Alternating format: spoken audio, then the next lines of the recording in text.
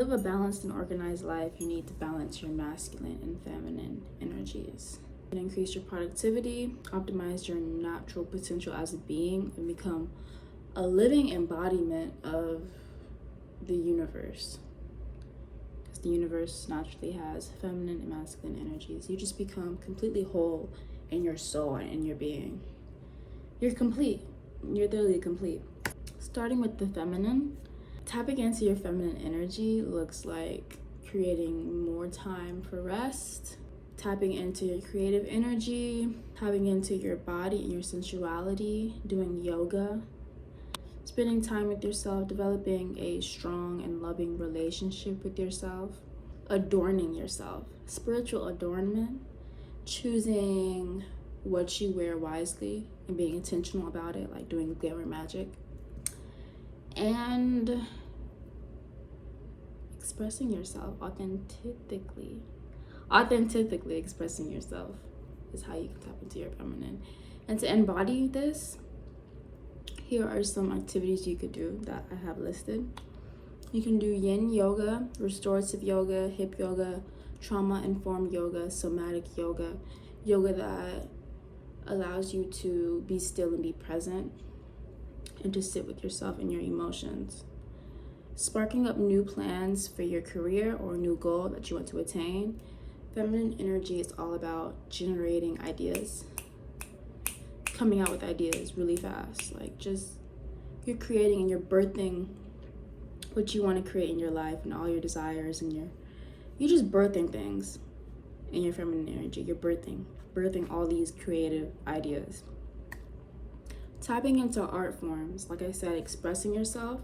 You can do this with art.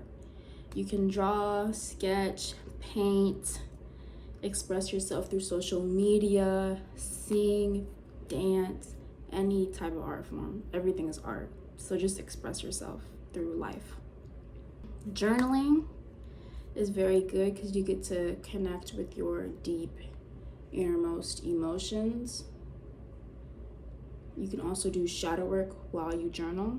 Shadow work is very, very good to tap into like that hidden side of you. Solo dating, very, very good. Like I said, building that relationship with yourself. When you go on solo dates, you're able to just spend time with yourself and to really get to know yourself more. Because you can't really, it's hard for you to really know yourself when you're with other people. But when you're alone, it's like a whole another experience. Prioritizing pleasure with self-care. Buying yourself flowers, doing your nails, getting a pedicure, anything involved with self-care, a face mask, anything. Taking care of your environment. Feminine energy is all about the nurturing aspect. So not only do you want to tend to yourself and your physical appearance, but you also want to tend to your environment and make sure your environment looks balanced, clean, put together. You can add in some feng shui to your whole space. You'll be fine. That's the feminine. Masculine energy is doing the action. It's about going forth and pushing through discomfort. It's very like fiery energy compared to like feminine, which can look like water, flowy. Masculine is more thick. Masculine is more fiery and fixed. It's more yang energy. You're doing things, you're going out, you're doing things outward. You're not going inward, you're going outward. You're socializing more, expanding, all that kind of energy. Strategizing and thinking logically is all about the masculine. Weighing out your pros and cons. You're not doing something just from the thought. You're actually like going back and analyzing things and saying like, okay, here's what I can improve on. You're becoming that CEO over your life. That's what the masculine looks like. Cultivating discipline. You're not gonna be so tapped into your feelings. You're gonna you're gonna ignore that and just go forth with the plan and not your mood. You're gonna go forth with the plan. You're gonna do things that are uncomfortable and that feel scary in the moment, but you know it's for your better good, and so you're just gonna go through with it. That's the masculine. It's that strict father you want to have in your life that's gonna push you to say, hey, you can do it, you can do it. Like, don't listen to nobody. Don't listen to the negative self-talk in your head. You got it. Go ahead and do it. Consistency and resilience is very important in the masculine. You have to stay consistent. You can't say like, oh, I don't feel like it today, I'll just do it tomorrow. Like, I got tomorrow, I got the next day, next week. No. Masculine is like, you gotta stay consistent. You gotta do this every single day. You gotta push through anything. Going hard and challenging yourself. Try to have the next highest score each day. Become better than the person you were yesterday. Become better than your past self. Consistently aim for that high score.